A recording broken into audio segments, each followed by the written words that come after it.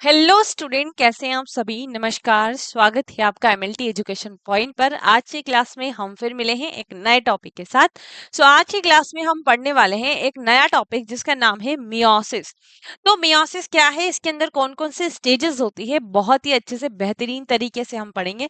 लेकिन पूरा फोकस आपका यहाँ होना चाहिए, पूरे जोश और एनर्जी के साथ आज के टॉपिक को हम कवर करने वाले हैं। मियोसिस आज की क्लास में पढ़ने वाले हैं। देखिए, मियोसिस क्या होता है, हम सभी को पता है कि अभी हम क्या पढ़ रहे हैं, सेल डिवीजन पढ़ रहे हैं। और जब सेल जब डिवाइड होती है तो उसकी दो फेजेस होती है। दो फेज में सेल डिवाइड होती है, एक होता है इंटरफेज और एक होता है एम फेज। तो इंटरफेज में क्या होता है कि आपकी सेल जो होती है वो सेल की ग्रोथ होती है, सेल ऑर्गेनल्स का डुप्लीकेशन होता है, डीएनए का रेप्लिकेशन होता है। ये सारी चीजें आपकी इंटरफेज में होती है, मतलब कि पहले तैयारी होती है, उसके बाद सेल डिवाइड करती है। अब यहाँ पर सेल की तैयारी कंप्लीट हो गई, हम पढ़ रहे थे एम फेज। और एम फेज में हम पढ़ते हैं कि या तो सेल के अंदर माइटोसिस होता है या फिर मियोसिस होता है। अब माइटोसिस क्या होता है, मतलब कि जहां पर आपकी सेल डिवाइड हो रही है और वो उसके ही जैसी सेम कॉपी बना रही है। सेम कॉपी मतलब कि उसके अंदर जितने क्रोमोसोम है उतने ही क्रोमोसोम वाली सेल, उसके अंदर डीएनए कंटेंट जितना है वैसा का वैसा डीएनए कंटेंट वाली सेल वो बना रही है। मतलब क्रोमोसोम नंबर भी सेम है और डीएनए कंटेंट भी सेम है। लेकिन मियोसिस में ऐसा नहीं होता है। मियोसिस में आपकी जो क्रोमोसोम के नंबर है वो रेड्यूस्ड हो जाते हैं, कम हो जाते हैं। इसीलिए इसको रिडक्शनल डिवीजन कहा जाता है। कैसे कहा जाता है, कैसा रिडक्शन होता है, आज की क्लास में हम समझने वाले हैं। तो मियोसिस देन माइटोसिस से थोड़ा सा कॉम्प्लेक्स है, लेकिन कोई सी भी चीज कठिन नहीं होती है। वो डिपेंड करता है कि हम उसको कैसे समझ रहे हैं। तो आपका पूरा ध्यान, पूरा फोकस यहाँ पर होना चाहिए, क्योंकि अक्सर बच्चों को कंफ्यूजन जो है वो यहाँ पर होता है सेल डिवीजन में। तो आपका कोई भी डाउट नहीं बचेगा अगर आपने आज का टॉपिक अच्छे से पढ़ लिया। देखिए, मियोसिस की अगर हम बात करें तो सेल की मर्जी कि सेल माइटोसिस कर रही है या मियोसिस। लेकिन सभी सेल माइटोसिस नहीं करती है और सभी सेल मियोसिस नहीं करती है। जो सेल माइटोसिस करती है उन्हें हम सोमेटिक सेल कहा कहते हैं। मतलब कि हमारे बॉडी की ऑल सेल माइटोसिस करती है except germ cells. Germ cells मतलब कि जो गैमिट सेल होती है, जो स्पर्म होते हैं, ओवा होते हैं, उनमें माइटोसिस नहीं होता है। ठीक है, वहां पर क्या होता है, मियोसिस होता है। तो आपके जो जर्म सेल्स बनती है वो मियोसिस के द्वारा बनती है। कैसे बनती है, आज की क्लास में बताऊंगी। देखिए, तो मियो का मतलब जो है मियोसिस में, इसका मतलब होता है रेड्यूस्ड। जो मियो वर्ड आ रहा है मियोसिस में, इसका मतलब होता है रेड्यूस्ड, मतलब कि रिडक्शन ऑफ क्रोमोसोम। जो क्रोमोसोम नंबर है, इस डिवीजन में क्रोमोसोम नंबर रिड्यूस्ड हो जाते हैं। कैसे रिड्यूस्ड होते हैं, जैसे कि आपके पास में ये एक सेल है जिसके पास में कितने क्रोमोसोम नंबर है, 46। हमारे पास जो सेल होती है सभी में 46 नंबर ऑफ क्रोमोसोम होते हैं, 23 पेयर में होते हैं। ठीक है, तो टोटल कितने हो गए, 46 क्रोमोसोम वाली सेल होती है। जब ये सेल मियोसिस करती है जब ये सेल मियोसिस करती है तो यहाँ पर नंबर आपका रेड्यूस्ड हो जाता है। क्या हो जाता है, रेड्यूस्ड हो जाता है। जो आपकी डॉटर सेल बनती है वो 23 क्रोमोसोम वाली बनती है। इसीलिए इसको रिडक्शनल डिवीजन कहा जाता है, मियोसिस को। और ये कहाँ पर होता है, आपकी जर्म सेल्स जब बनती है, जब ओवा बनता है, जब एग बनता है और जब स्पर्म बनता है, तब आपका ये रिडक्शन होता है। जो 46 वाली क्रोमोसोम से आपकी 23 क्रोमोसोम वाली सेल बनती है। इसीलिए इसको हम क्या कहते हैं, इसीलिए this division is also known as reductional division, इसको हम कहते हैं। कैसा रिडक्शन हुआ और आज की क्लास में हम समझेंगे, तो आपके सारे डाउट यहाँ पर क्लियर हो जाएंगे। ठीक है, कोई कंफ्यूजन नहीं बचेगा। बिल्कुल टेंशन लेने की आपको जरूरत नहीं है, सब आपको समझाया जाएगा, क्लियर किया जाएगा। बस आपका फोकस पूरा यही होना चाहिए। देखिए, मियोसिस जो है वो कहाँ पर होता है, मैंने बोला कि जर्म सेल्स में होता है। सेक्स सेल, रिप्रोडक्टिव सेल जब बनती है, फाउंड इन, ये कहाँ पर बनती है, तो आपकी जो मेल गोनाड्स की अगर हम बात करें, मतलब कि जो टेस्टी होती है वो क्या बनाएंगे, टेस्टिस क्या बनाएगी, आपके गैमिट्स बनाएगी। कौन सा गैमिट्स बनाएगी, जो मेल गैमिट्स है, स्पर्म जो है वो आपकी टेस्टिस बनाती है। फिर बात करते हैं फीमेल गोनाड्स की, तो ओवरी आपकी क्या बनाएगी, ओवम बनाएगी, गैमिट्स बनाएगी। तो ये हमने बना लिया यहाँ पर ओवम। ठीक है, अब देखो, जब ये बनते हैं, जब स्पर्म और ओवम बनता है तो ये मियोसिस के द्वारा बनते हैं। तो इनके अंदर क्रोमोसोम नंबर कितना होता है? 23। कितना होता है? 23। ठीक है। तो यहाँ पर आपके पास में ये जो इस तरीके का क्रोमोसोम होता है, ठीक है, इस तरीके का क्रोमोसोम होता है जो कि यहाँ पर पेयर में होता है। हमारे अंदर जो क्रोमोसोम होते हैं वो पेयर में होते हैं। ठीक है, ये आपका एक पेयर है। ठीक है, ऐसे कितने पेयर होते हैं? 23 पेयर होते हैं। मतलब टोटल नंबर ऑफ क्रोमोसोम कितने हो गए? 46 हो गए। तो ये आपकी नॉर्मल जो सोमेटिक सेल होती है उसके अंदर होता है। लेकिन यहाँ पर आप देखेंगे स्पर्म एंड ओवा में, तो यहाँ पर 46 क्रोमोसोम नहीं होते हैं। यहाँ पर कितने होते हैं? 23 नंबर ऑफ क्रोमोसोम होते हैं। ठीक है, तो कैसे मियोसिस से ये बनते हैं उसके बारे में हमें देखना है, समझना है। अब देखो यहाँ पर देखिए कि मैंने बोला कि the normal chromosome human being, normal chromosome number, human being में नॉर्मल क्रोमोसोम नंबर कितने होते हैं? अभी मैंने आपको बताया कि 46 होते हैं और वो 23 पेयर में होते हैं। But as a result of meiosis, जब मियोसिस होता है तो ये नंबर क्या हो जाते हैं? हाफ हो जाते हैं। 23 अलग और 23 अलग, मतलब कि नंबर क्या हो जाते हैं? रेड्यूस्ड हो जाते हैं। तो जब गैमीट्स बनते हैं तो वो किस डिवीजन के द्वारा बनेंगे? कौन सी सेल डिवीजन के द्वारा बनेंगे? तो हमेशा याद रखना कि मियोसिस के द्वारा बनेंगे। और हमेशा जब मियोसिस होता है तो वो डिप्लॉइड सेल में ही होता है। तो मियोसिस यहाँ पर आप लिख लीजिए कि meiosis occur only in diploid cell. Diploid cell मतलब कि हर क्रोमोसोम का एक जोड़ा होगा। मतलब आपके पास में कितने क्रोमोसोम है? 46 क्रोमोसोम है। तो जैसे कि क्रोमोसोम नंबर 1 है तो उसके ही जैसा same structure, same size, same shape और सेम जीन वाला एक और क्रोमोसोम होगा। ठीक है, क्रोमोसोम नंबर 2 है तो उसके जैसा भी एक और होगा। इसीलिए तो हम कहते हैं कि हर क्रोमोसोम का जोड़ा होता है और वो 23 पेयर में होते हैं। ठीक है, तो यहाँ पर जैसे कि हम एक जोड़ा बनाते हैं, ये हमने एक क्रोमोसोम बनाया। ठीक है, ये क्रोमोसोम हमने बनाया और ये यहाँ पर आपका क्या है? एक पेयर है। तो यहाँ पर आप देख रहे हैं कि ये जो सेल है और इसके अंदर जो क्रोमोसोम है वो आपको कैसे दिख रहे हैं? 2 एंड 2 सी वाले दिख रहे हैं। 2 एंड 2 सी मतलब क्रोमोसोम कितने हैं? 2 है। वो पेयर में है लेकिन क्रोमोसोम दोनों अलग अलग है। तो ये क्या हो गया? आपका 2n हो गया। और 2c मतलब कि क्रोमेटिड कितनी है? एक क्रोमेटिड ये, एक क्रोमेटिड ये, तो ये 2c वाले होते हैं। और इसका डीएनए का में जब रेप्लिकेट डीएनए का रेप्लिकेशन होता है, मतलब जो एस फेज चलती है, जब इंटरफेज स्टार्ट होता है तो इसी का रेप्लिकेशन होता है और वो इस तरीके से इसकी कॉपी बन जाती है।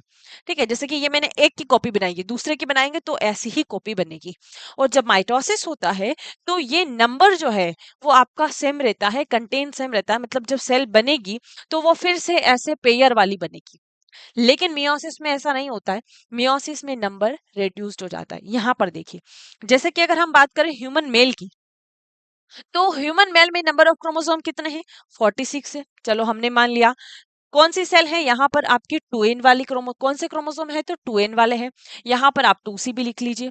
2n 2c वाले, क्योंकि हमने कहा कि हमेशा मियोसिस जो है वो आपकी डिप्लॉइड सेल में ही होगा। मियोसिस डिप्लॉइड सेल में होगा, मतलब कि यहां से आपका डिवीजन स्टार्ट होगा, तभी तो जाकर नंबर रिड्यूस होगा। अगर उसके पास में 23 है तो नंबर रिड्यूस कैसे होगा? उसके पास 46 होगा, तभी तो नंबर रिड्यूस होकर आपके जो गैमेट सेल्स है वो बनेगी। तो यहाँ पर देखिए कि ये जो आपके ह्यूमन मेल है, क्रोमोसोम नंबर 46 वाली सेल है, उसमें क्या होगा? मियोसिस होगा।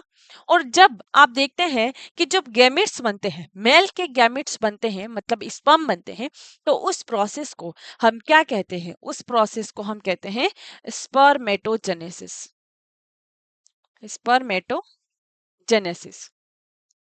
तो स्पर्मेटोजेनेसिस होगा तो क्या बनेंगे? स्पर्म बनेंगे। क्या बनेगा? गैमेट्स बनेगा, स्पर्म बनेगा। लेकिन यहाँ पर नंबर रिड्यूस हो जाएंगे, 46 से रह जाएंगे आपके 23। मतलब कि नंबर रिड्यूस हो गए। 2n से क्या हो गया? यहाँ पर n हो गया। कंटेन भी आपका रिड्यूस हो जाएगा तो क्या हो जाएगा? n और c बन जाएगा। सेम वैसा ही फीमेल में भी होगा। आप ह्यूमन फीमेल को देख लीजिए, तो ह्यूमन फीमेल के अंदर भी 46 नंबर ऑफ क्रोमोसोम वाली सेल होगी, 2n 2c वाली सेल होगी। जब इसका डिवीजन होगा, जब मियोसिस होगा, तो क्या होगा? यहाँ पर आपका बनेगा एक और ओवा, और एक और ओवा बनने की प्रोसेस को हम कहते हैं oogenesis। क्या कहते हैं? oogenesis। ठीक है। तो oogenesis हुआ, आपका गैमेट्स बना, ओवा और एग बना, यहाँ पर भी नंबर रिड्यूस हो गए, 23 हो गए, एन और सी बन गया। अब आपके माइंड में क्वेश्चन आना चाहिए कि रिडक्शन क्यों हो रहा है, क्यों रिडक्शन जरूरी है, ठीक है। ये 46 से 23 वाली क्यों बन रही है, क्यों माइटोसिस जैसी ही सेम नहीं बन जाती। तो बच्चा रिडक्शन इसलिए जरूरी होता है कि यहाँ पर देखो स्पर्म के पास, जैसे कि ये हमने बनाया स्पर्म और ये आपका बनाया हमने एग, इसके पास में क्रोमोसोम नंबर कितने हैं, 23, इसके पास भी 23। और हम देखते हैं कि जब एक बच्चा जन्म लेता है, नए ह्यूमन ऑर्गेनिज्म का निर्माण होता है, तो जब स्पर्म और एग यानी कि ओवा आपस में फ्यूज होते हैं, फर्टिलाइजेशन होता है, जाइगोट बनता है, तब जाकर 9 महीने बाद एक बच्चा जन्म लेता है। तो ये जो यहाँ पर जाइगोट बनता है फर्टिलाइजेशन के बाद में, जब ये दोनों आपस में फ्यूज होंगे और यहाँ पर जाइगोट बनेगा, तो वो कितने नंबर ऑफ क्रोमोसोम वाला बनेगा, 23 इसका मिला, 23 इसका मिला, कितने बन गए, 46।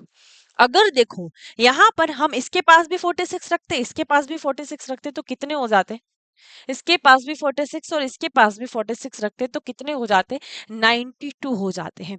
और जब अगर 92 हो जाते हैं, तो ये जाइगोट जो है वो आगे माइटोसिस नहीं कर पाता है, क्योंकि इसके पास 46 हो गए, मतलब कि ये क्या करेगा, माइटोसिस करेगा, तभी तो जाकर एक जीता जागता जो ह्यूमन ऑर्गेनिज्म जो है हमारे जैसा एक प्राणी जन्म लेता है, तो ये माइटोसिस करेगा जाइगोट, ठीक है। तो ये सेल्स बनाएगा, टिश्यू बनाएगा, ऑर्गन बनाएगा, फिर एक ऑर्गेनिज्म बनेगा।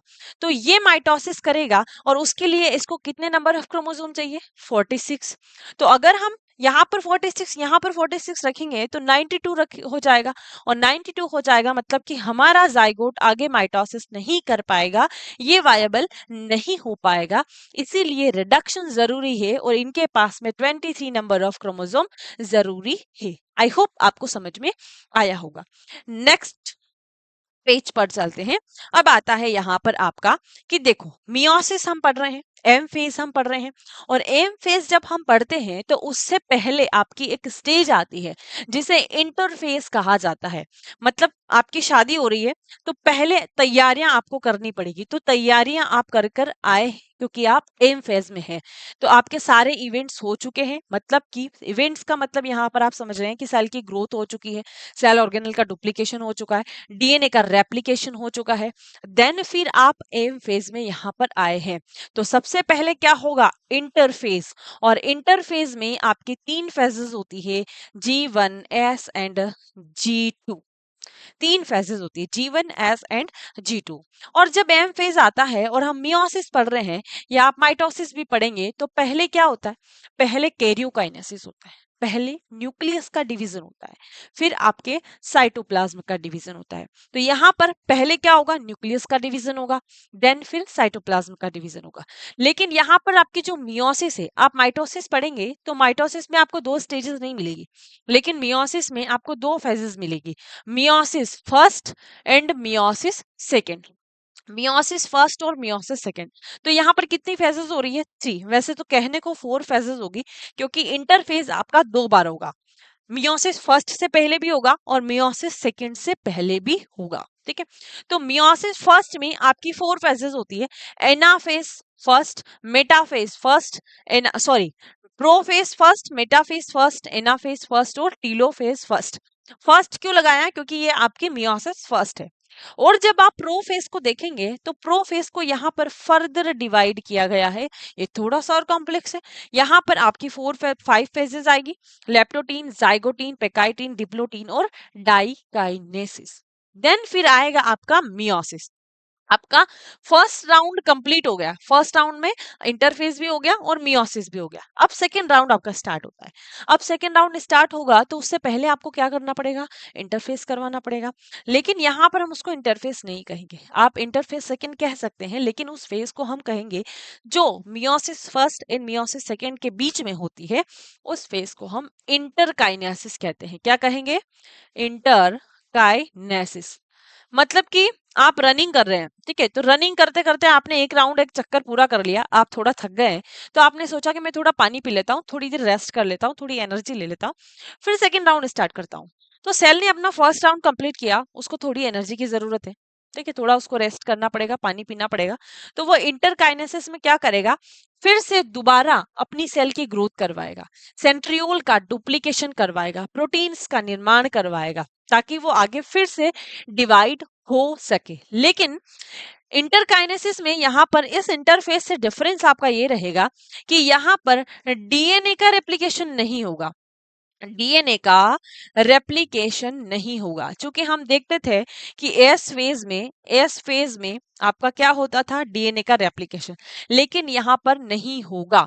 क्योंकि आप देखेंगे कि यहाँ पर G2 के बाद में, ठीक है, एस फेज से जब G2 फेज आ जाती है और उसके बाद में आप देखेंगे तो आपकी जो सेल है वो 2n4C वाली हो जाती है, 2n4C वाली हो जाती है, नंबर ऑफ क्रोमोसोम 2 और नंबर ऑफ कंटेन 4 हो जाते हैं। ठीक है, और जीवन में आपका कितना रहता है, 2n2C रहता है। ठीक है, तो आप देखेंगे कि मियोसिस में क्या होगा, मियोसिस में जब आपका मियोसिस कंप्लीट हो जाएगा तो आपका नंबर, मियोसिस फर्स्ट कंप्लीट हो जाएगा तो यहाँ पर नंबर आपका रिड्यूस हो जाएगा, लेकिन कंटेन अभी भी आपका रिड्यूस नहीं होगा। तो आपको कंटेन रिड्यूस करना है, तो यहाँ पर आप अगर कंटेन को बढ़ा लेंगे तो कैसे रिड्यूस करेंगे, वही वाली बात हो जाएगी, फिर से दोबारा 4C हो जाएगा। तो यहाँ पर कंटेन आपका डबल नहीं होगा, क्योंकि आगे जाके रिड्यूस्ड होना है, इसीलिए डीएनए का रेप्लिकेशन नहीं होगा। तो यहाँ पर क्या होगा, आपका सेंट्रियोल का डुप्लीकेशन होगा, सेंट्रियोल का डुप्लीकेशन होगा, क्योंकि मियोसिस फर्स्ट में आपकी दो डॉटर सेल बन जाती है, मियोसिस फर्स्ट में दो डॉटर सेल बन जाती है जो कि अपने अपने सेंट्रियोल के साथ बनती है। तो एक सेंट्रियोल उसने ले लिया, एक सेंट्रियल इसने ले लिया, जो कि हमने इंटरफेज में डुप्लीकेशन सेंट्रियोल का किया था। तो इसने ले लिया, अब इनके पास में कितना बचा, एक ही बचा। तो जब ये आगे डिवाइड होगी तो इनको फिर से सेंट्रियोल की जरूरत लगेगी। ठीक है, तो इसका डुप्लीकेशन आपके इंटरकाइनेसिस में होगा। देन फिर आपका सेकेंड राउंड स्टार्ट होता है मियोसिस सेकेंड, और उसमें भी आपकी 4 फेजेस होती है, प्रोफेज, मेटाफेज, एनाफेज, टेलोफेज, सभी के आगे आप सेकेंड लगा देना।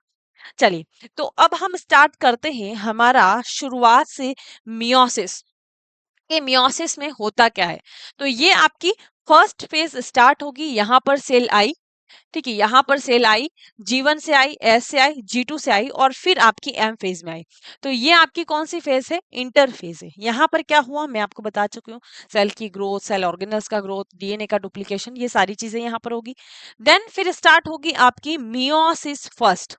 ठीक है, तो अभी यहाँ पर सेल आपकी आकर कंप्लीट हो गई है, मतलब पूरी इस तरीके से हो गई कि भैया अब मैं डिवाइड कर सकती हूँ। यहाँ पर आपकी 4 फेजेस मिलेगी, प्रोफेज, मेटाफेज, एनाफेज, टेलोफेज, जिसे हम कैरियोकाइनेसिस कहते हैं। फिर आपके साइटोप्लाज्म का डिवीजन होगा।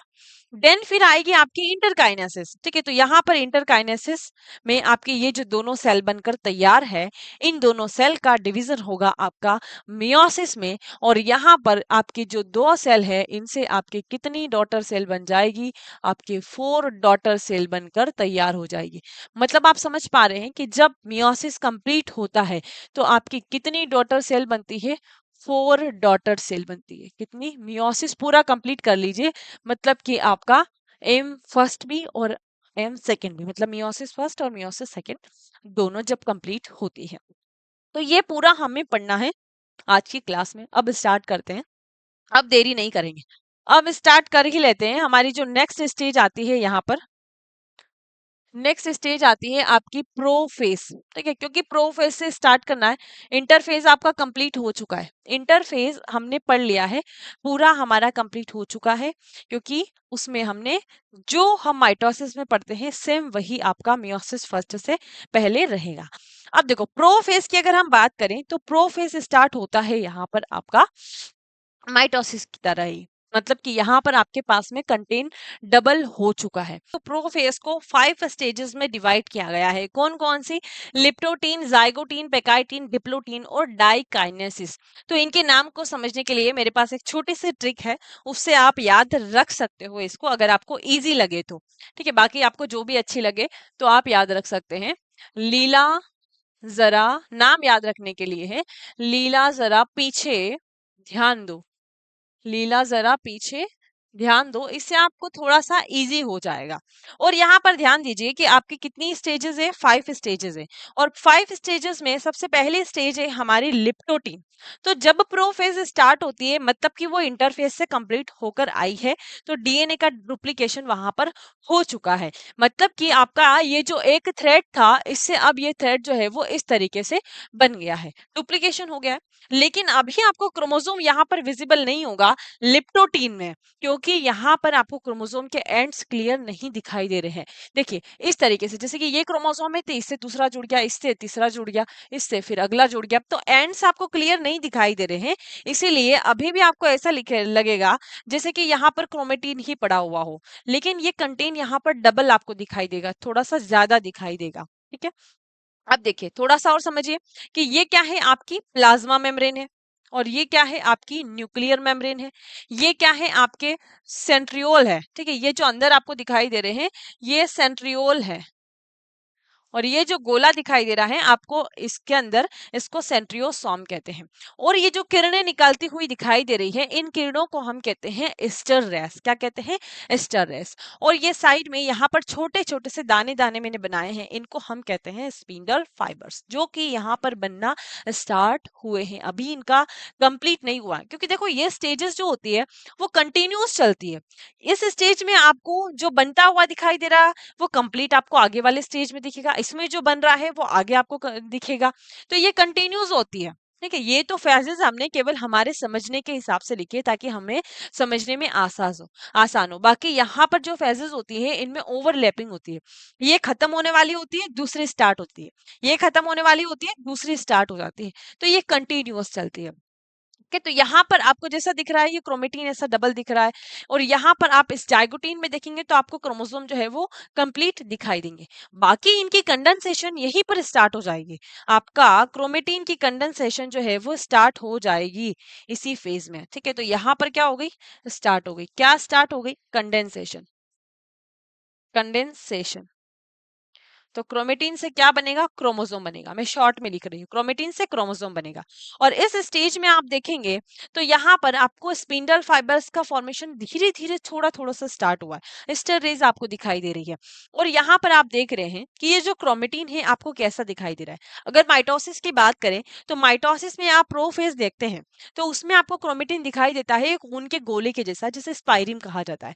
लेकिन यहाँ पर आपको जो क्रोमेटिन है वो ऐसा दिखाई देगा जैसे कि आप शादी ब्याह में लेकर जाते हैं ना, शादी ब्याह में बुके लेकर जाते हैं। ठीक है, आपके दोस्त के घर पे कुछ पार्टी हो तो आप गिफ्ट देते हैं ना, तो जो बुके लेकर आप जाते हैं उसके जैसा आपको यहाँ पर ये लेप्टोटीन के अंदर रखा हुआ क्रोमेटिन जो है वो दिखाई देगा। ठीक है, यहाँ पर आपको अभी एंड्स क्लियर नहीं है, एंड्स क्लियर नहीं है, किसके एंड्स क्लियर नहीं है, तो क्रोमोसोम के एंड्स क्लियर नहीं है। अब जब आप अगली स्टेज देखेंगे जाइगोटीन, तो जाइगोटीन में क्रोमेटिन का कंडेंसेशन जो है वो कंप्लीट हो जाएगा, मतलब आपको क्रोमोसोम जो है वो क्लियर विजिबल हो जाएगा। ये हमने यहाँ पर क्या बना लिया, क्रोमोसोम बना लिया। अब देखो यहाँ पर आपकी सेल में अगर आप देखेंगे तो कितने नंबर ऑफ क्रोमोसोम होते हैं, 46, मतलब कि 23 पेयर में होते हैं। तो हम सभी को तो यहाँ नहीं बना सकते, हम केवल एक क्रोमोसोम के रिस्पेक्ट में देखेंगे या एक पेयर के रिस्पेक्ट में देखेंगे। बाकी सभी में सेम वैसा ही फेजेस चलेगा, वैसे ही डिवीजन चलेगा जैसे कि मैं यहाँ पर एक पेयर में बता रही हूँ। ठीक है, तो सभी का हम यहाँ पर नहीं देख सकते, इसलिए एक क्रोमोसोम के रिस्पेक्ट में हम यहाँ पर देखेंगे। तो यहाँ पर मैंने बनाया है आपका केवल एक पेयर, मतलब कंडेंसेशन कंप्लीट हो चुकी है। एक पेयर बनाया है, एक पेयर का मतलब आप समझ रहे हैं, 23 पेयर होते हैं, तो एक पेयर मैंने बनाया है। और एक पेयर में कितने क्रोमोसोम होंगे, दो होंगे।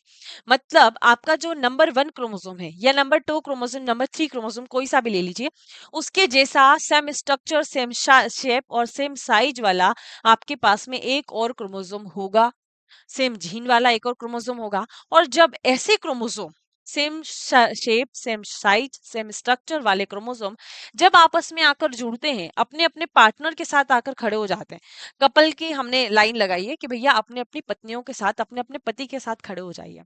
ठीक है, तो ये अपनी अपनी पत्नियों के साथ खड़े हो गए हैं।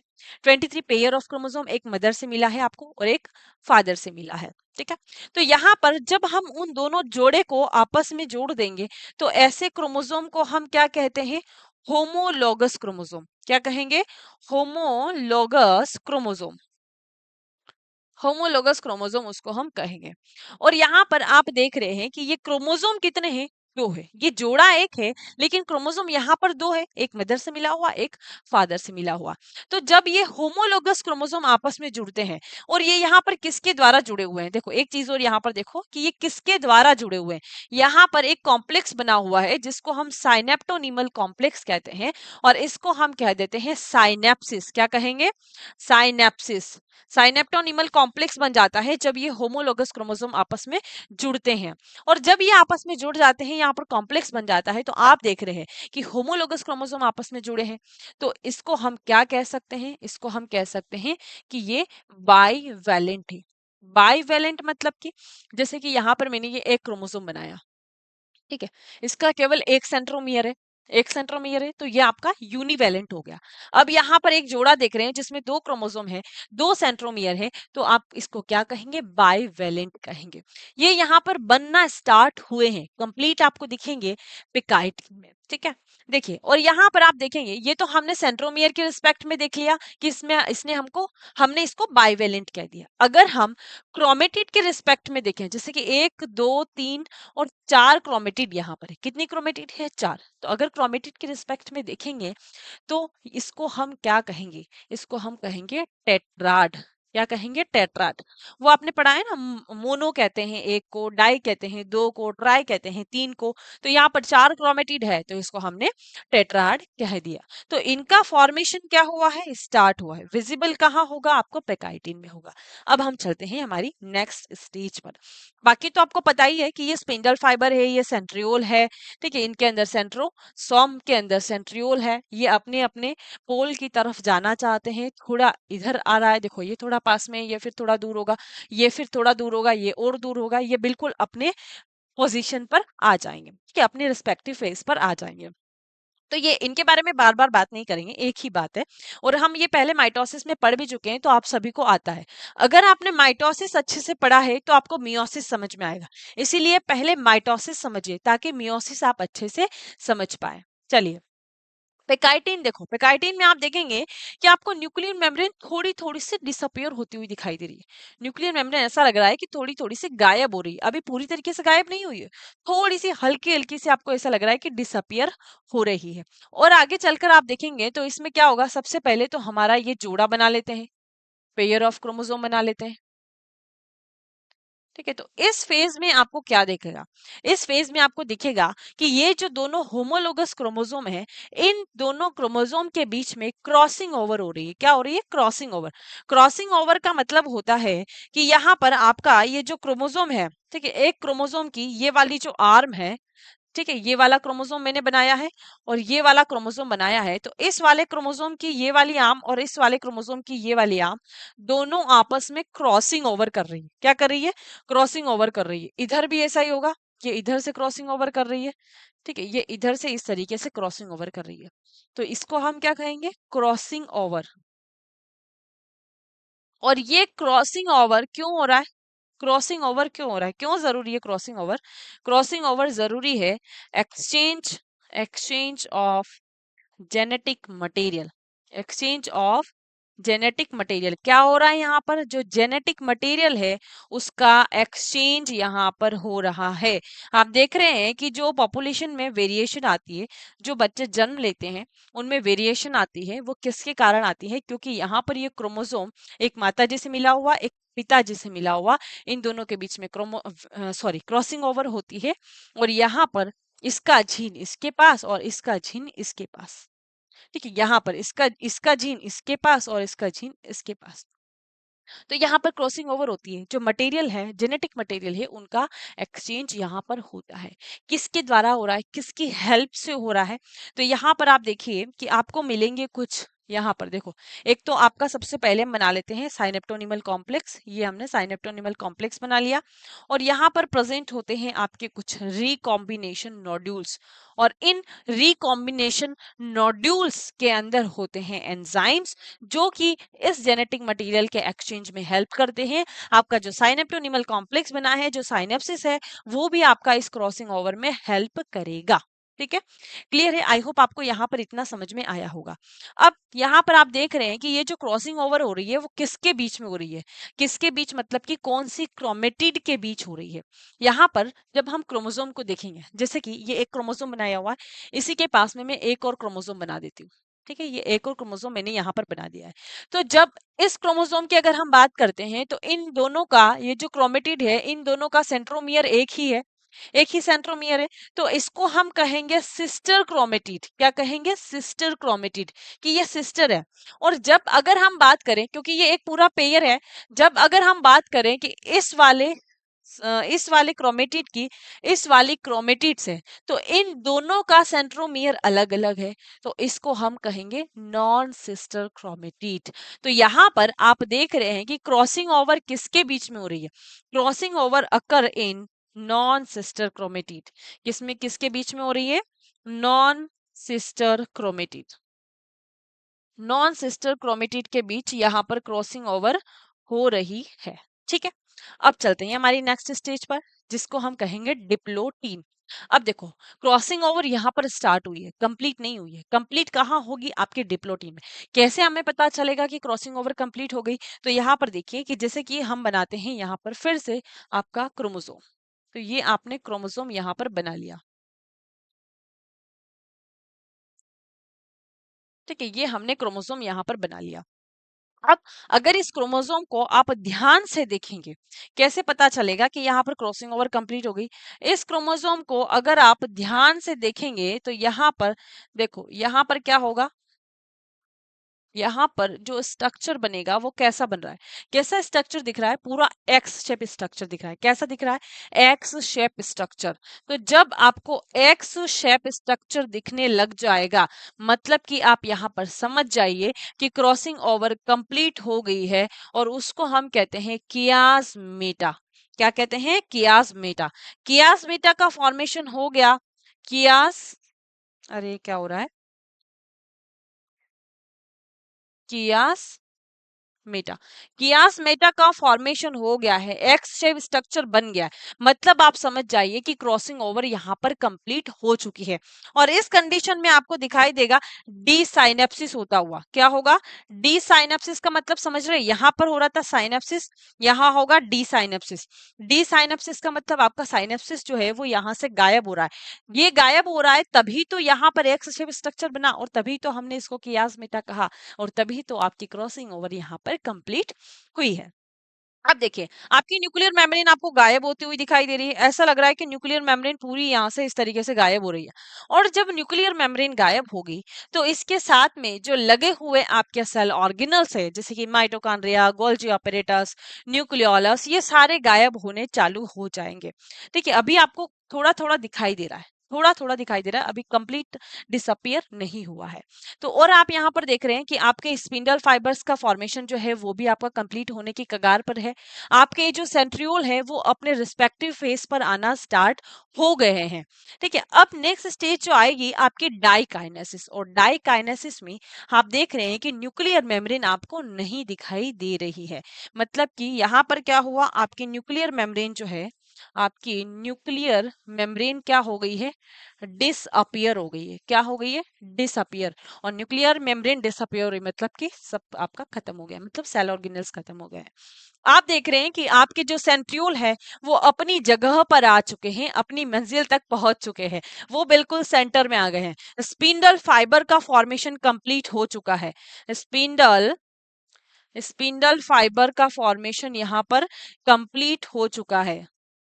ठीक है, स्पिंडल फाइबर का फॉर्मेशन कंप्लीट हो चुका है। अब अगर क्रोमोसोम की बात करते रहे तो क्रोमोसोम का क्या हो रहा है कि क्रोमोसोम में आप देखेंगे कि यहाँ पर आपका जो क्रोमोसोम है वो आपको सेपरेट होता हुआ दिखाई देगा। जो एक्स शेप स्ट्रक्चर बन रहा था उससे आपको यहाँ पर सेपरेट होता हुआ दिखाई देगा। तो मतलब यहाँ पर क्या हो रहा है? टर्मिनलाइजेशन हो रहा है, टर्मिनल पर आ गया है बिल्कुल इस तरीके से। तो उसको हम क्या कहेंगे? Terminalisation of chiasmata. तो किसका टर्मिनलाइजेशन हुआ? कियास मेटा का टर्मिनलाइजेशन हुआ। कियास मेटा का टर्मिनलाइजेशन हुआ। टर्मिनलाइजेशन यहाँ पर हुआ है। ठीक है, समझ में आ रहा है? स्पिंडल फाइबर का फॉर्मेशन यहाँ पर कंप्लीट हो चुका है। ठीक है, तो ये इस तरीके से आपको स्पिंडल फाइबर्स यहाँ पर दिखाई देंगे। अब आपकी नेक्स्ट स्टेज कौन सी आएगी, समझ जाइए। प्रोफेज के बाद में कौन सी स्टेज आती है, आपकी मेटाफेज। लेकिन एक चीज और यहाँ पर आपको समझाती हूँ कि आप देख रहे हैं कि यहाँ पर आपकी जो सेल है और उसके अंदर जो क्रोमोसोम है उसका नंबर कितना है। क्योंकि ये आपकी G2 फेज और S फेज से होकर आई है, तो यहाँ पर होगा आपका क्रोमोसोम नंबर 2N4C। ठीक है, और अभी तक डाइकाइनेसिस में आप देख रहे हैं कि यहाँ पर भी आपका क्रोमोसोम नंबर कितना है, 2N4C। इस चीज को आप ध्यान रखें, भूले नहीं। ठीक है, क्योंकि ये आगे आपके बहुत काम की चीज है। तो नंबर अभी भी कितना है, 2N और 4C ही है। 2N 2C होना चाहिए। और ये लेकिन आप एस फेज से गुजर कर आए हैं, तो वहां पर डीएनए का रेप्लिकेशन हो गया है और उसके कारण यहाँ पर क्या हो गया, कंटेंट डबल हो गया है, 2N 4C यहाँ पर हो गया है। चलिए नेक्स्ट स्टेज पर, नेक्स्ट स्टेज पर आप चलेंगे तो आपकी कौन सी स्टेज आएगी, मेटाफेज। तो मेटाफेज में क्या होगा, मेटाफेज के बाद आएगी आपकी एनाफेज। तो मेटाफेज में क्या होगा, मेटाफेज में ये होगा कि आपके जो सेंट्रियोल है अपनी रिस्पेक्टिव फेज पर आ चुके हैं। स्पिंडल फाइबर का फॉर्मेशन पूरी तरीके से कंप्लीट हो चुका है। अब ये आपको कंप्लीट पूरा इसमें दिखाई दे रहा है, वहां पर अभी स्टार्ट हुआ था। ठीक है, तो यहाँ पर आपको कंप्लीट दिखाई देगा। और क्रोमोसोम का क्या हाल है भैया, तो क्रोमोसोम आपके कहाँ पर आ चुके हैं, क्रोमोसोम आपके कहा, क्रोमोसोम में पूरा नहीं लिख रही हूँ, क्रोमोसोम मूव इनटू साइटोप्लाज्म। कहां पर आ चुके हैं, साइटोप्लाज्म में आ चुके हैं आपके क्रोमोसोम। तो यहां पर आप देखिए कि क्रोमोसोम बना लीजिए। ठीक है, तो ये हमने बना लिया क्रोमोसोम, एक क्रोमोसोम आपने इधर बना लिया। ठीक है, ऐसा क्यों बनाया, क्योंकि हम मेटाफेज में देखते हैं कि आपके जो क्रोमोसोम है वो बिल्कुल इक्विटोरियल लाइन, इक्विटोरियल प्लेट जिसे हम कहते हैं, तो इक्विटोरियल लाइन में आकर खड़े हो जाते हैं, इक्वेटर लाइन में आकर खड़े हो जाते हैं, बिल्कुल बीच में आके इस तरीके से सारे के सारे क्रोमोसोम खड़े हो जाते हैं। लेकिन माइटोसिस और मियोसिस में, मेटाफेज में एक बहुत बड़ा डिफरेंस है कि यहाँ पर आप देखेंगे कि आपके जो क्रोमोसोम है, एक ऊपर लाइन में लगे हुए हैं, एक नीचे लाइन में लगे हुए हैं। मतलब कि 23 आपके ऊपर लगे हुए हैं और 23 आपके नीचे लगे हुए हैं। जबकि माइटोसिस में ऐसा नहीं होता है। माइटोसिस में 46 क्रोमोसोम जो है वो पूरे लाइन में इस तरीके से लगे हुए होते हैं। यहाँ पर आप देख रहे हैं कि दो लाइन बनी हुई है, 23 के ऊपर 23 के नीचे। तो यहाँ पर मेटाफेजिक प्लेट यानी कि इक्विटोरियल प्लेट कितनी बनेगी, दो बनेगी। इक्विटोरियल प्लेट कितनी बनेगी, तो दो बनेगी। सो यहाँ पर लिख लीजिए 2 मेटाफेजिक या फिर इक्विटोरियल प्लेट।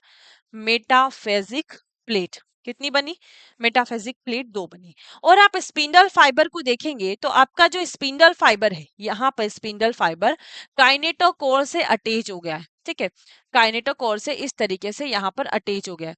और आप देख रहे हैं माइटोसिस में हम देखते हैं कि जैसे कि ये आपका क्रोमोसोम है। ठीक है, क्योंकि वहां पर एक ही प्लेट होती है, तो एक इधर से जुड़ा हुआ होता है, एक इधर से जुड़ा हुआ होता है। मतलब कि दोनों तरफ, एक क्रोमोसोम के दोनों तरफ स्पिंडल फाइबर होता है। लेकिन यहाँ पर नहीं है, एक तरफ आपका स्पिंडल फाइबर है, दूसरी जगह खाली है।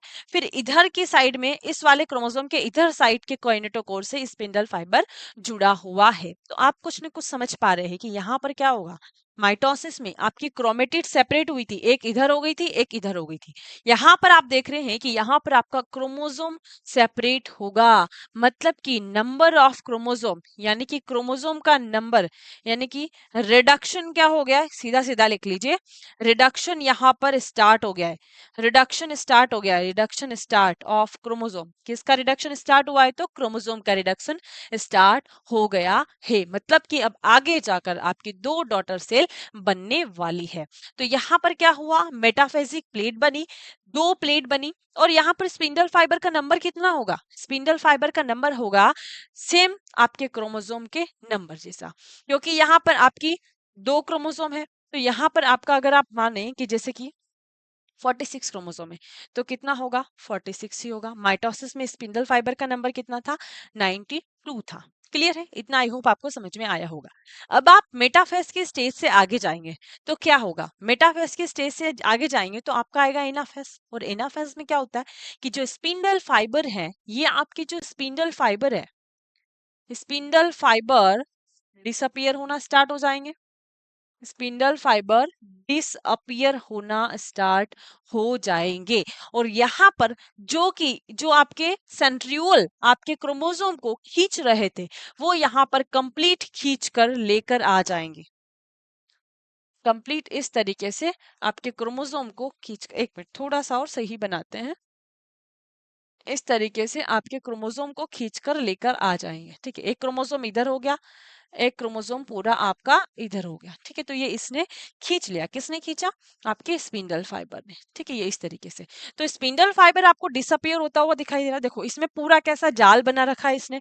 और यहाँ पर आप देखेंगे कि ये डिसअपियर हो गया है, न्यूक्लियर मेम्ब्रेन इसमें नहीं है, सेल ऑर्गेनल्स इसमें नहीं है, तो इसमें कुछ भी नहीं है। ठीक है, अभी इसमें भी नहीं है, इसमें भी नहीं है, और आपको क्रोमोसोम इस तरीके से दिखाई दे रहा है। मतलब कि यहाँ पर क्या हुआ, आपके जो क्रोमोसोम है, क्रोमोसोम क्या हो गए हैं? सेपरेट हो गए, क्रोमोसोम यहाँ पर सेपरेट हो गए हैं। ठीक है, और यहाँ पर आपका सेंट्रोमियर डिवाइड नहीं हुआ है, सेंट्रोमियर अभी भी आपके पास में है, यहाँ पर सेंट्रोमियर नॉट स्प्लिट, क्योंकि माइटोसिस में आपका सेंट्रोमियर स्प्लिट होता था, यहाँ पर सेंट्रोमियर स्प्लिट नहीं हुआ है, ये मियोसिस फर्स्ट है।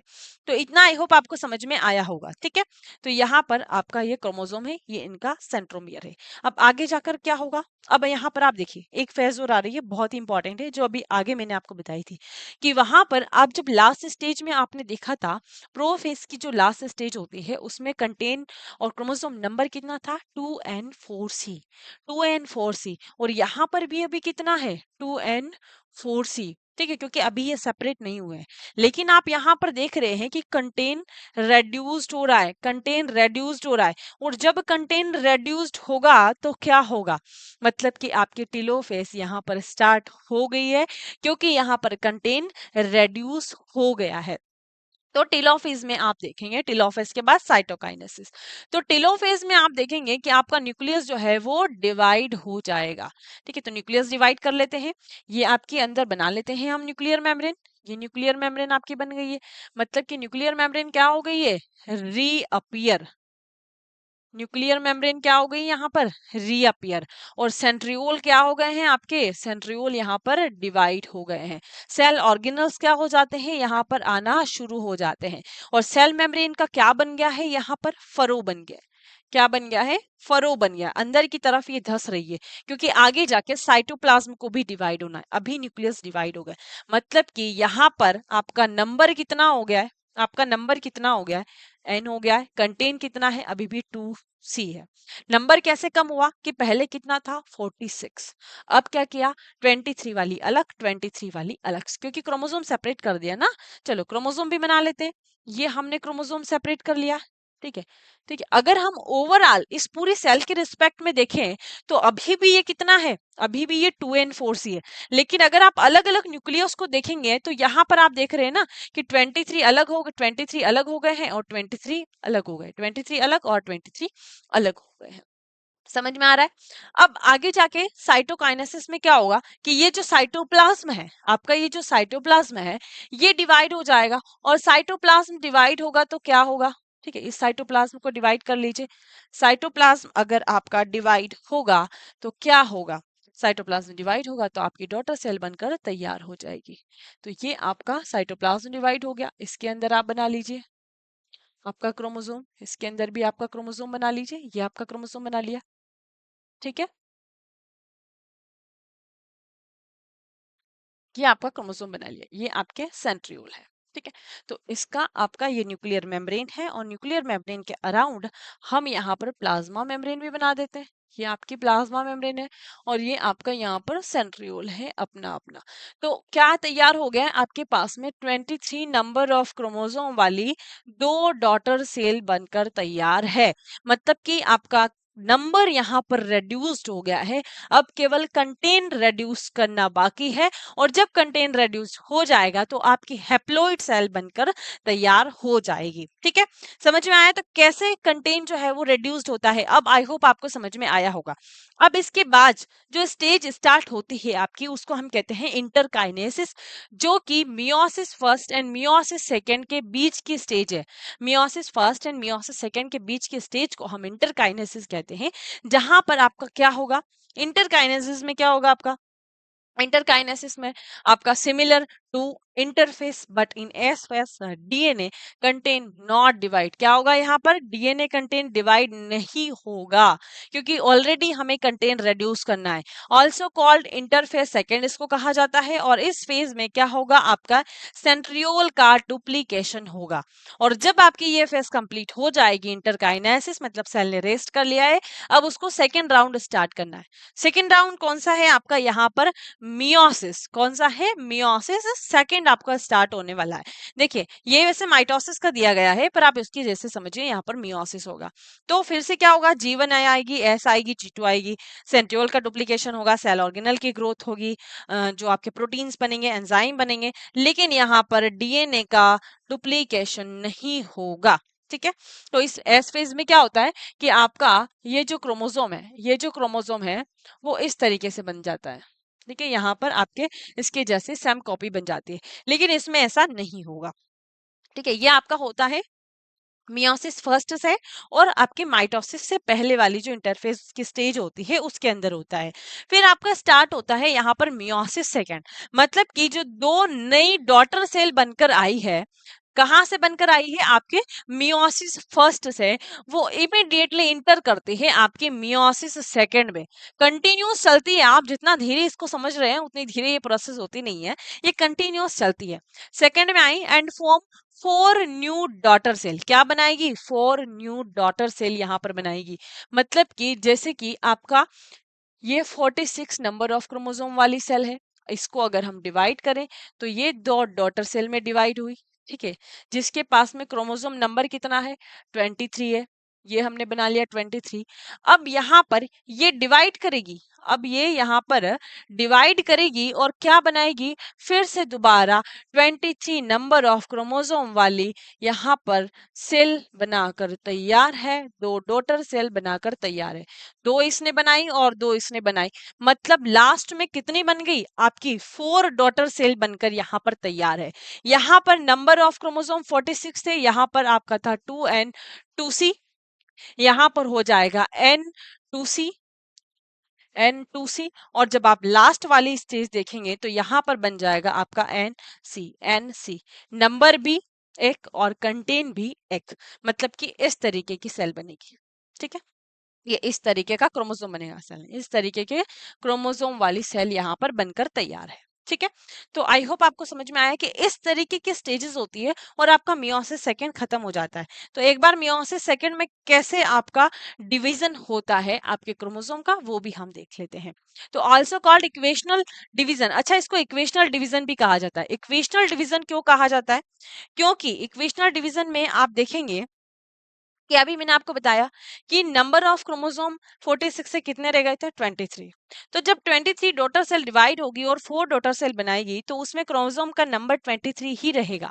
क्रोमोसोम का नंबर 23 होने के बाद रेड्यूस नहीं होगा, उतना का उतना ही रहेगा, कंटेन रेड्यूस होगा, इसीलिए इसको इक्वेशनल डिवीजन भी कहा जाता है। ठीक है, समझ में आया, कोई कंफ्यूजन तो नहीं है।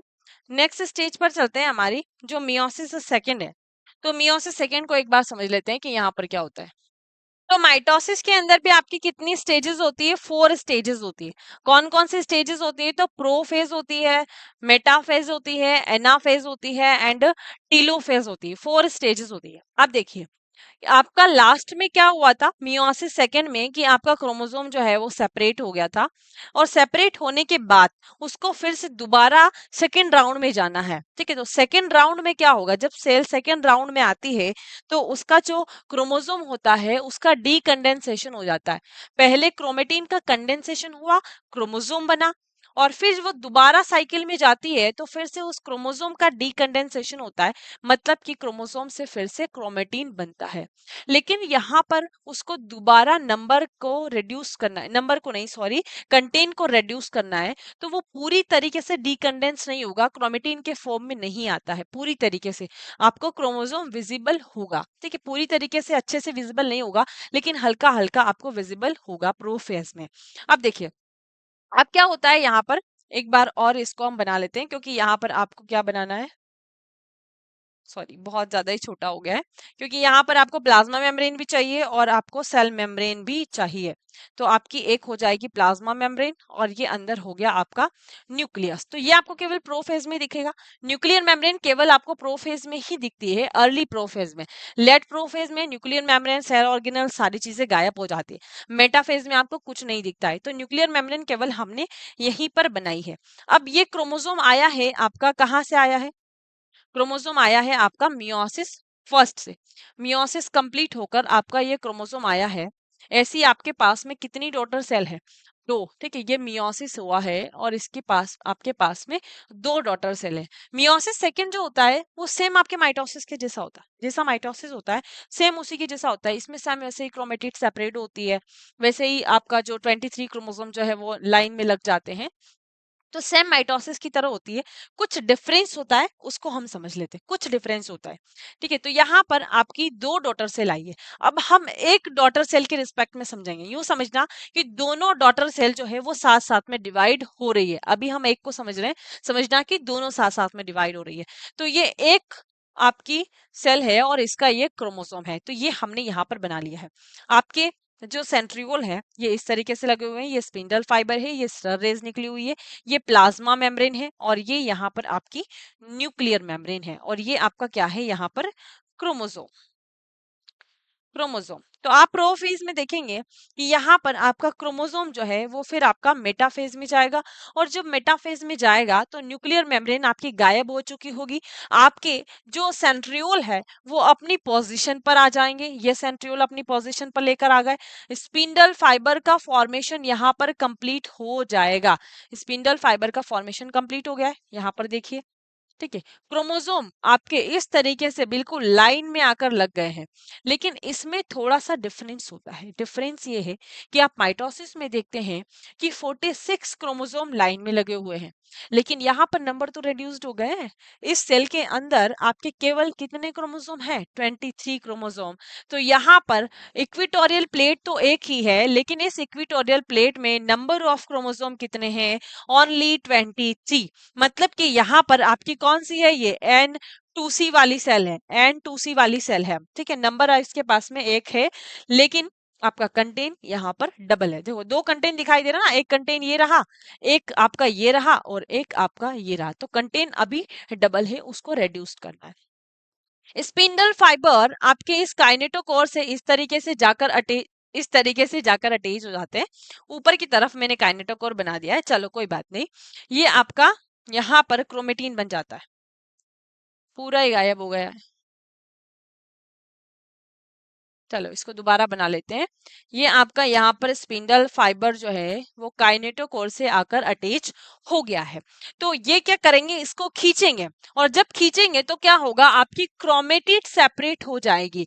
मियोसिस फर्स्ट में आपका क्रोमोसोम सेपरेट हुआ था, अब यहाँ पर आपकी क्रोमेटिड सेपरेट होगी और जब क्रोमेटिड सेपरेट होगी तो आपको कैसे दिखाई देगी? ये आपके सेंट्रियोल है। स्पिंडल फाइबर्स जो है वो आपको गायब होते हुए दिखाई देंगे। ये थोड़े थोड़े से स्पिंडल फाइबर यहाँ पर बचे हैं और इन्होंने क्या किया कि आपकी जो क्रोमेटिड है इनको खींच लिया है। ठीक है, तो यहाँ पर आपको क्रोमेटिड जो है वो इस तरीके से दिखाई देगी। मतलब क्या हुआ? आपका सेंट्रोमियर डिवाइड हो गया है।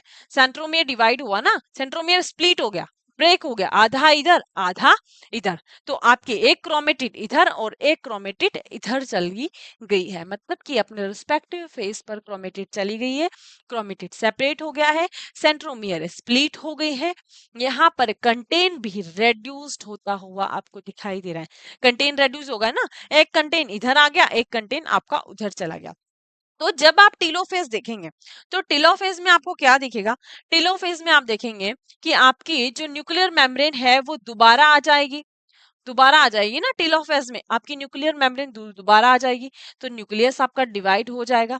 यहाँ पर भी आपको न्यूक्लियर मेम्ब्रेन दिखती हुई आती हुई दिखेगी। ठीक है, एनाफेज में आपको न्यूक्लियर मेम्ब्रेन जो है वो आती हुई दिखेगी। ऐसा लगेगा कि न्यूक्लियर मेम्ब्रेन वापिस आ रही है, आपके जो सेल ऑर्गेनल्स हैं वो वापिस आ रहे हैं। क्लियर विजिबल नहीं होगा, वो आपको विजिबल होगा टेलोफेज में। तो यहाँ पर ये पूरी तरीके से डिवाइड हो जाएगा। इसकी न्यूक्लियर मेम्ब्रेन अलग, इसकी न्यूक्लियर मेम्ब्रेन अलग, इसका सेंट्रियोल अलग और इसका सेंट्रियल अलग। तो इसके सेंट्रियल इसको खींच कर लेकर चला गया और यहाँ पर इस सेल में जाकर पटक दिया। इसका सेंट्रियोल इस क्रोमेटिड को लेकर गया और यहाँ पर ले जाकर पटक दिया। ठीक है, तो ये दोनों क्रोमेटिड भी सेपरेट हो गई। तो आगे क्या होगा, आगे होगी आपकी साइटोकाइनेसिस।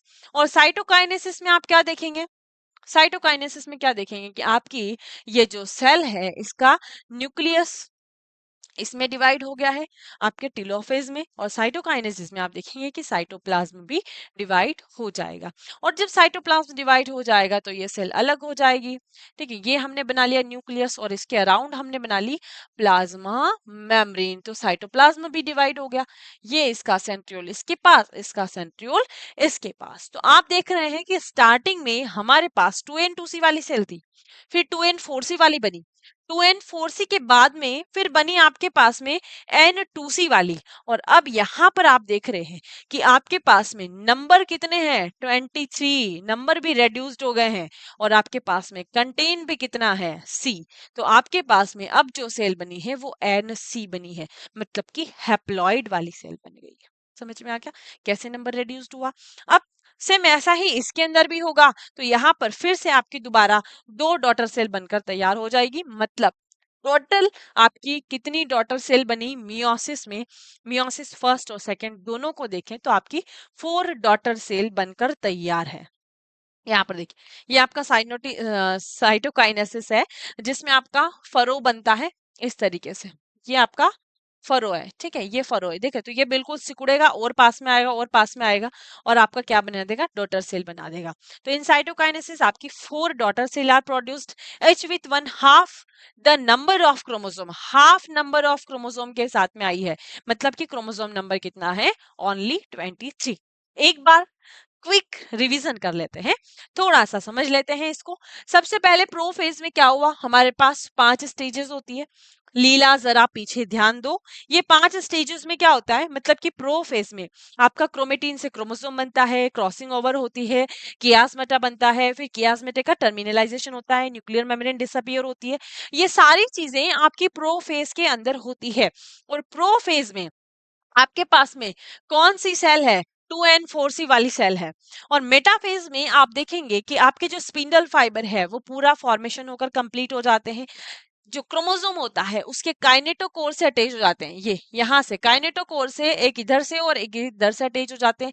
कितनी प्लेट होती है, तो 2 प्लेट यहाँ पर होती है, एक ऊपर की तरफ एक नीचे की तरफ। अब हाँ, यहाँ पर ध्यान रखना कि एक क्रोमोसोम मदर से मिला हुआ है और एक फादर से मिला हुआ है। अब जरूरी नहीं है कि मदर वाले सब ऊपर हैं, फादर वाले सब नीचे हैं, ऊपर नीचे हो सकता है, यहाँ पर रैंडम अरेंजमेंट होता है। ठीक है, तो यहाँ पर जरूरी नहीं है कि ये क्रोमोसोम ऊपर है तो ऊपर ही रहेगा, ये क्रोमोसोम नीचे है तो नीचे ही रहेगा, कोई सा भी ऊपर नीचे हो सकता है। ठीक है, मेटाफेज में क्या हुआ कि ये आपके स्पिंडल फाइबर से आकर जुड़ गए हैं, 2 मेटाफेजिक प्लेट बनी।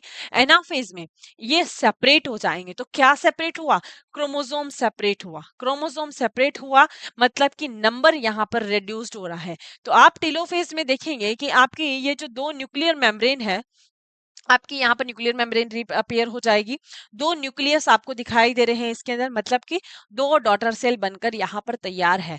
साइटोकाइनेसिस में आपको कंप्लीट दिखाई देगा, लेकिन हम टेलोफेज स्टेज तक समझ लेते हैं।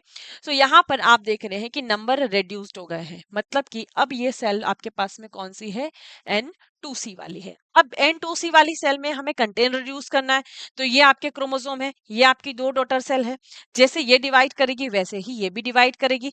तो यहाँ पर आपका क्रोमोसोम यानी कि आपके सेंट्रियोल डिवाइड हो गए हैं, स्पिंडल फाइबर का फॉर्मेशन हो रहा है। फिर मेटाफेज में आप देखेंगे कि क्रोमोसोम लाइन में लग गए हैं, इक्विटोरियल प्लेट यहाँ पर बन गई है। कितनी इक्विटोरियल प्लेट है, तो एक इक्विटोरियल प्लेट है।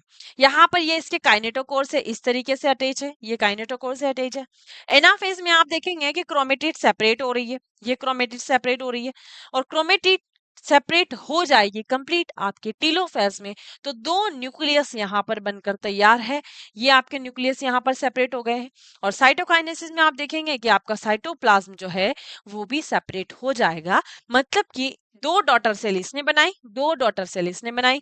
टोटल कितनी डॉटर सेल बन गई? यहाँ पर 4 डॉटर सेल बन गई, जो कि एन और सी है, और इनके पास में जो क्रोमोसोम है वो हैप्लॉइड है।